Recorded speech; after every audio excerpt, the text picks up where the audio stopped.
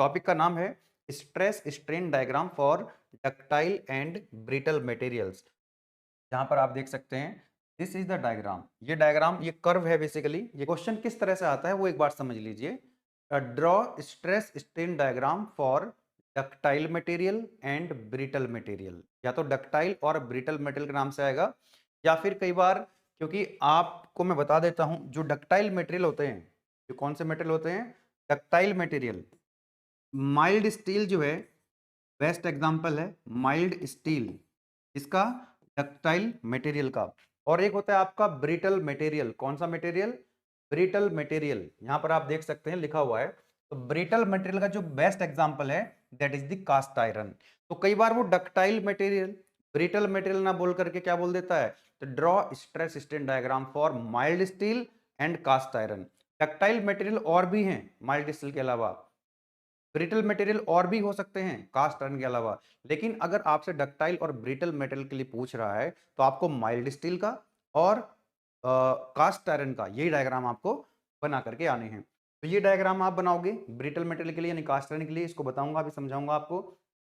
और ये डायग्राम बनाओगे आप माइल्ड स्टील के लिए, डक्टाइल मटेरियल के लिए, ठीक है ना। तो ये जो कर्व है, ये जो कर्व आप देख रहे हैं, ये किसके बीच में हमको कर्व बनाना होता है, नाम से पता लग रहा है, स्ट्रेस स्ट्रेन डायग्राम। जैसे एक्स वाई डायग्राम होता है, ये होती है हमारी एक्स एक्सिस, ये होती है वाई एक्सिस।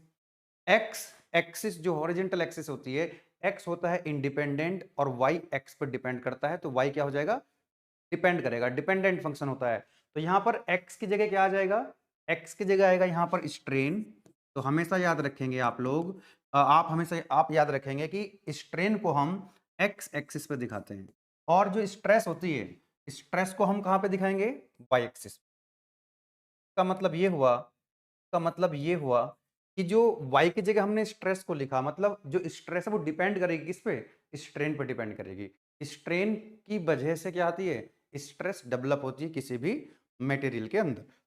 अब आप देख सकते हैं जैसे, अब ये डायग्राम बनेगा कैसे ये आपको नहीं बताना है, बस आपको तो डायग्राम बनाना है और कुछ पॉइंट्स हैं वो एक्सप्लेन करने होते हैं आपको, ठीक है ना। लेकिन आपसे अगर कोई पूछ ले जनरल नॉलेज के लिए कि यार ये जो कर्व बना है ये कहां से बना है, तो आप मुझे एक बात बताओ, जैसे एक्स वाई डायग्राम होता है ना, एक्स वाई डायग्राम, मान लो कोई कर्व बन रहा है इस तरह से, तो वो कहां से बनता है, कैसे बनता है भाई, आपको डिफरेंट डिफरेंट पॉइंट्स चाहिए होते हैं कि भाई x1 y1 की वैल्यू कितनी है, इतनी है ना, यू नो, जैसे यहाँ पे आपको x1 y1 की वैल्यू पता लग गई, एक पॉइंट मिल गया आपको, x2 y2 मिल गया, मान लो ये पॉइंट यहाँ पे है, x3 y3 मिल गया, इस तरह से आपको डिफरेंट पॉइंट मिल जाते हैं। तो उनको अगर आप मिलाओगे तो कुछ भी किसी टाइप का कर्व आपको मिल जाएगा। इसी तरह से हमको क्या चाहिए होती है, यहाँ पे स्ट्रेस चाहिए होती है और यहाँ पे स्ट्रेन चाहिए होती है। तो स्ट्रेस और स्ट्रेन कहाँ से मिलती है आपको, स्ट्रेन क्या होती है, delta L upon L. L क्या है बताऊंगा अभी, इसकी जो ओरिजिनल लेंथ होती है, जो गेज लेंथ होती है, एक होती है आपकी stress that is equal to P upon E, ये भी आपको पता है। एरिया उसका पता होता है आपको, लोड कितना लगा रहे हैं, आपको मैं यहाँ पर बता देता हूँ थोड़ा सा आइडिया, कि आपको एग्जाम में नहीं लिख करके आना है।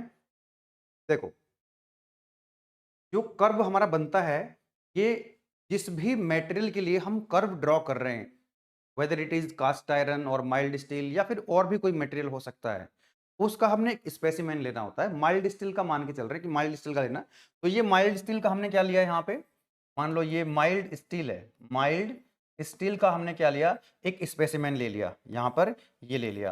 तो ये जो इसकी लेंथ होती है इसी को हम बोल रहे होते हैं गेज लेंथ, है ना, क्या बोलते हैं इसको हम, गेज लेंथ, इसको हम गेज लेंथ बोलते हैं।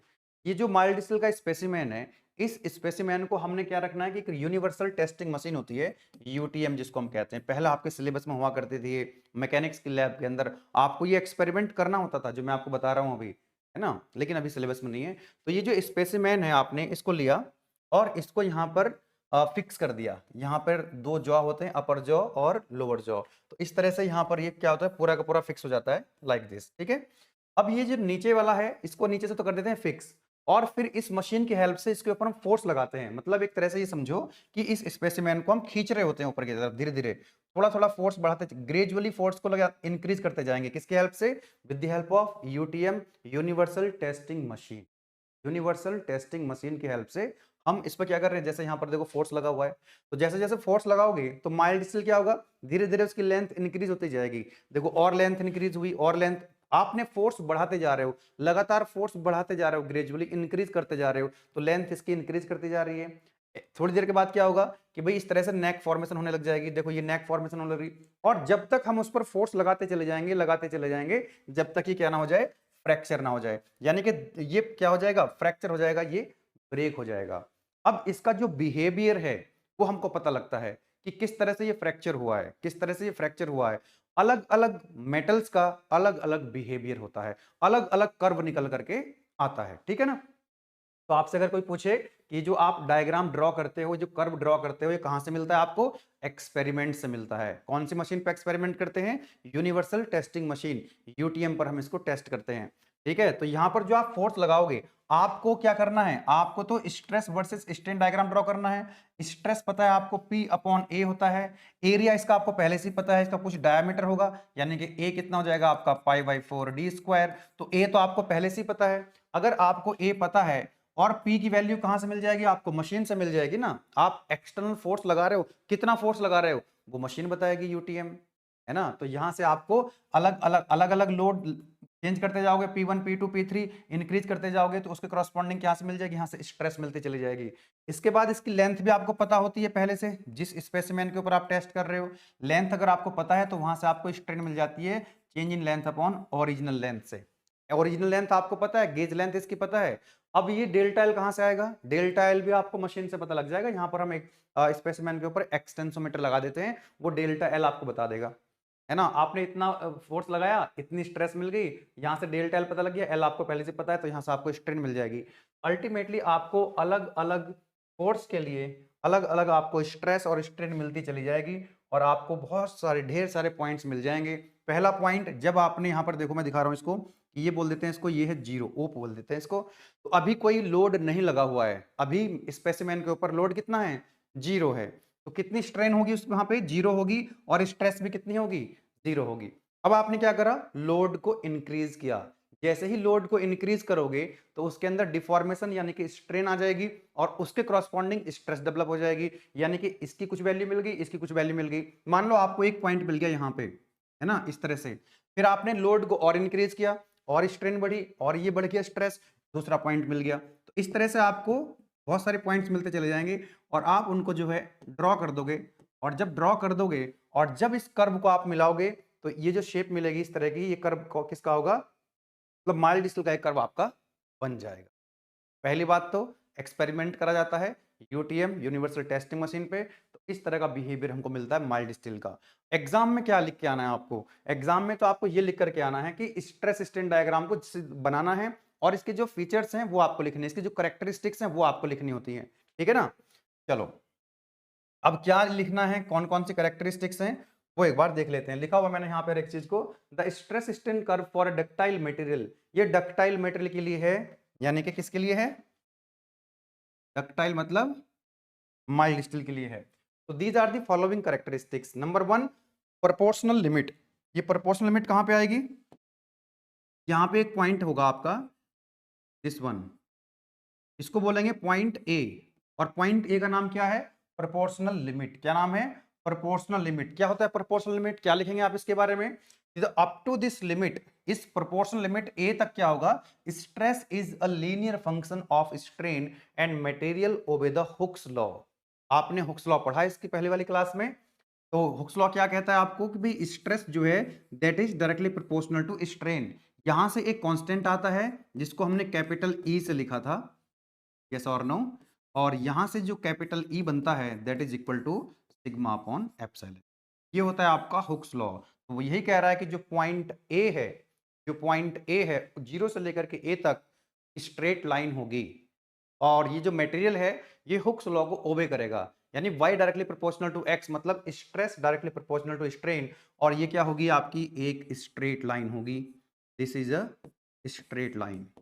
स्ट्रेट लाइन का मतलब क्या होगा, इसका स्लोप यहां भी वही होगा, यहां भी होगा। मतलब स्ट्रेट लाइन क्या बताती है, कि इसका स्लोप क्या है, कांस्टेंट है। तो आगे लिखा हुआ है ओ ए या 0 to a is a straight line and it's slope represents the value of modulus of elasticity. इसका स्लोप कितना होगा, आप सभी जानते हैं ना, ये x होता है और ये y होता है, और एक लाइन होती है y is equal to mx। बोलो यस और no, y is equal to mx। तो यहां पर एक बात बताओ जरा, यहाँ पर m क्या होता है, दैट इज द स्लोप, किसका स्लोप, एक्स वाई डायग्राम का। तो यहाँ पर x की जगह स्ट्रेन है, y की जगह स्ट्रेस है, और यहाँ पर आप देखो ये y equal to M X जैसी लाइन नहीं है क्या भाई, x की जगह एप्सिलॉन आ गया स्ट्रेन, y की जगह स्ट्रेस आ गई, और m की जगह क्या आ गया यहाँ पे, मॉडुलस ऑफ इलास्टिसिटी या यंग्स मॉडुलस। तो हम ये कह सकते हैं जो कैपिटल E है यहाँ पे, जो क्या है, कैपिटल E क्या है, कैपिटल E एक स्लोप है, यंग्स मॉडुलस एक स्लोप है, किसका, इस स्ट्रेट लाइन का।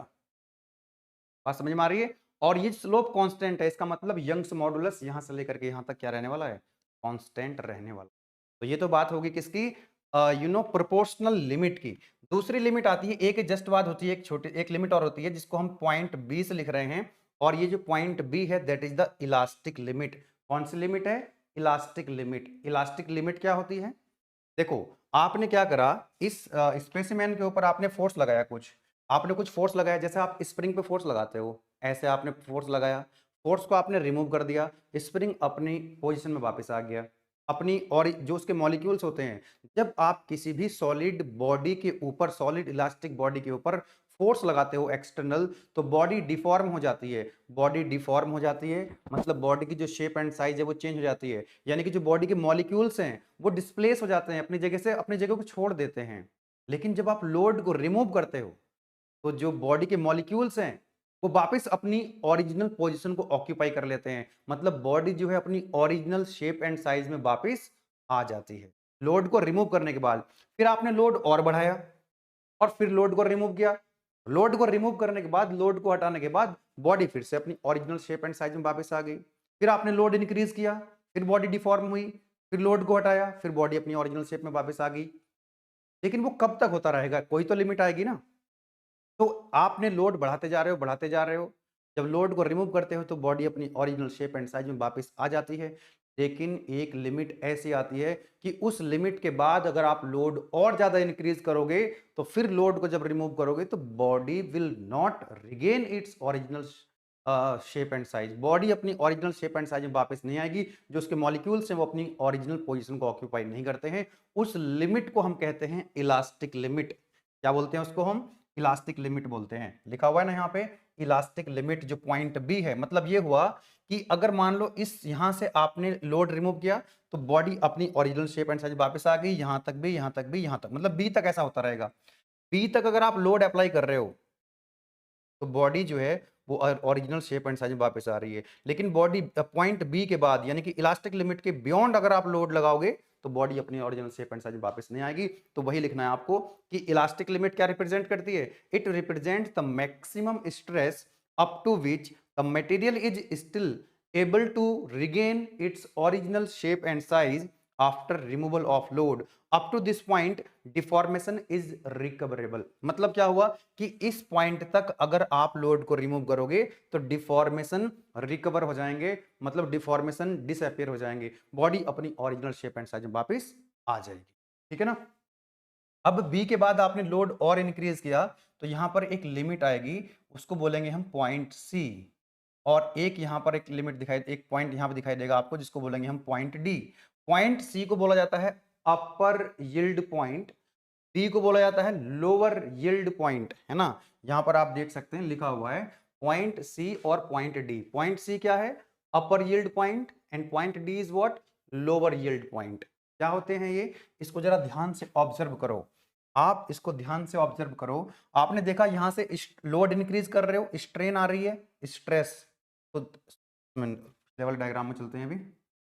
हाँ जी, यहाँ पे देखो जैसे जैसे आप लोड इंक्रीज करते जा रहे हो तो स्ट्रेन उसके अंदर आ रही है, स्ट्रेस भी डेवलप हो रही है। तो यहाँ कुछ स्ट्रेन है, उसके कॉरस्पॉन्डिंग स्ट्रेस हुई, स्ट्रेन स्ट्रेस, मतलब स्ट्रेन देखो जीरो से लेकर के ए तक, यानी कि बी तक, यानी कि सी तक है। देखो जीरो से सी तक क्या हो रहा है, लोड इंक्रीज कर रहे हो तो स्ट्रेन बढ़ रही है, इसी के साथ साथ स्ट्रेस भी बढ़ रही है। पॉइंट सी तक फिर से ऑब्जर्व करो, फिर से ऑब्जर्व करो केयरफुली कि पॉइंट सी तक क्या हो रहा है, स्ट्रेन इंक्रीज हो रही है, उसके साथ साथ स्ट्रेस भी इंक्रीज हो रही है।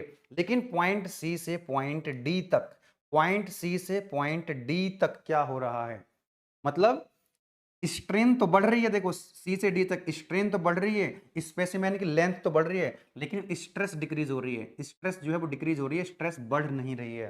तो इसको बोला जाता है अपर। जहां पर ऐसा होने लगता है, जहां पर ऐसा होने लग जाए कि स्ट्रेन तो बढ़ रही है, स्ट्रेस नहीं बढ़ रही है, उसको बोलते हैं अपर यील्ड पॉइंट। और जहां पर ये फिनोमेना खत्म होता है, जहां पर ये फिनोमेना खत्म होता है, मतलब उसके बाद फिर से जो स्ट्रेस बढ़ने लग जाती है, उसको बोलते हैं लोअर यील्ड पॉइंट। अब सी से डी तक जो फिनोमेना होता है उसको बोलते हैं यील्डिंग फिनोमेना। क्या बोलते हैं इसको हम?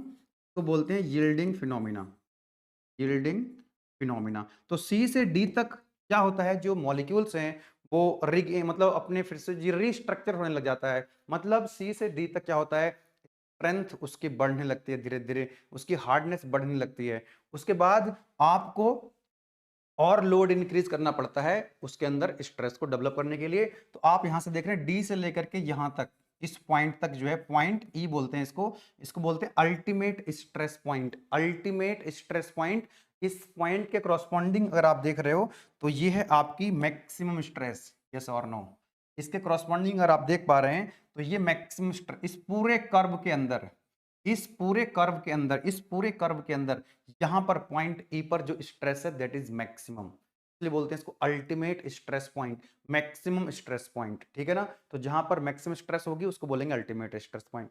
उसके बाद धीरे धीरे क्या होगा, सडनली क्या होगा, स्ट्रेस डिक्रीज होने लग जाएगी। एक्चुअली यहां से डी के बाद क्या होता है ना, जो जो बॉडी है, जो मटेरियल है, वो फिर से रेजिस्टेंस ऑफर करने लग जाती है, यानी कि स्ट्रेस बढ़ने लग जाती है, और यहां पर आकर के मैक्सिमम स्ट्रेस होती है। देन उसके बाद जो स्ट्रेस है वो सडनली हटने लग जाती है, और एक पॉइंट ऐसा आता है कि उस पॉइंट पर आकर के क्या हो जाता है, फ्रैक्चर हो जाता है। इसको बोलेंगे point F, that is the fracture point, या इसको आप बोल सकते हो ब्रेकिंग पॉइंट। क्या बोल सकते हो?